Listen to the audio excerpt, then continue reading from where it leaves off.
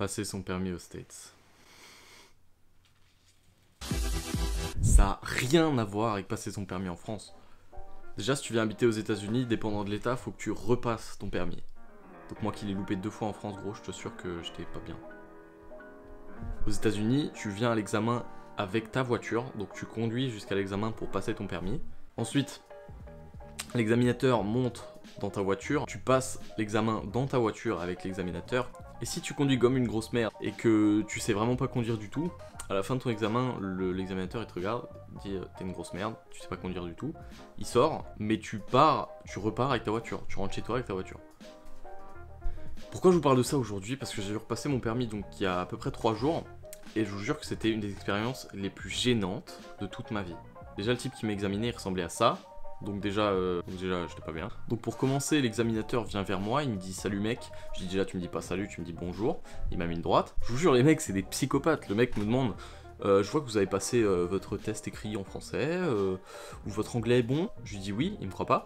Donc le mec tout le long de l'examen, il me parlait au prochain virage, tournez à droite. Le mec s'est pris pour Google. Je te jure, j'ai pété un plomb, ça a duré un quart d'heure, c'était le quart d'heure le plus long de toute ma vie. J'étais arrêté à un feu un moment pendant 3 minutes, parce qu'il y avait énormément de circulation. J'étais arrêté, j'étais dans la voiture, et le mec parlait pas. Donc je te jure, j'étais comme ça, avec ma bouteille de vodka, comme ça, et le mec à côté de moi. Et moi j'attendais que le feu passe au vert, je te jure, c'était le moment le plus long de toute ma vie. Déjà, je comprends pas pourquoi tu dois repasser le permis alors que tu l'as déjà dans un autre pays, enfin c'est incompréhensible. Je veux bien que tu passes le code pour que tu saches comment tu dois conduire et que tu connaisses les règles de la route, mais pourquoi tu dois repasser le permis?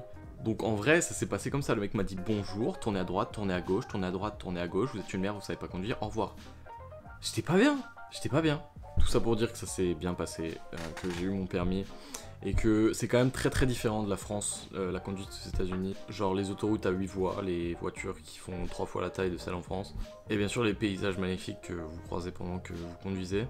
Mais ouais, pour connecter ma vidéo sur l'au pair aux États-Unis, si vous venez aux États-Unis en tant qu'au pair, dépendant des États, comme je l'ai dit, vous devrez repasser votre permis. C'est le cas en Californie, et c'est le cas dans pas mal d'autres États.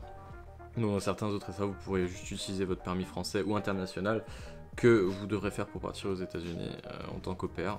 Mais je sais qu'il y en a énormément qui s'inquiètent autour de moi pour leur permis aux États-Unis, et je vous rassure, c'est très facile. Donc si jamais vous croisez cette vidéo pendant que vous êtes aux États-Unis ou que vous vous préparez, ne stressez pas pour ça, c'est juste un passage simple à passer. Vous pouvez prendre les tests parce que vous devez repasser le code aussi.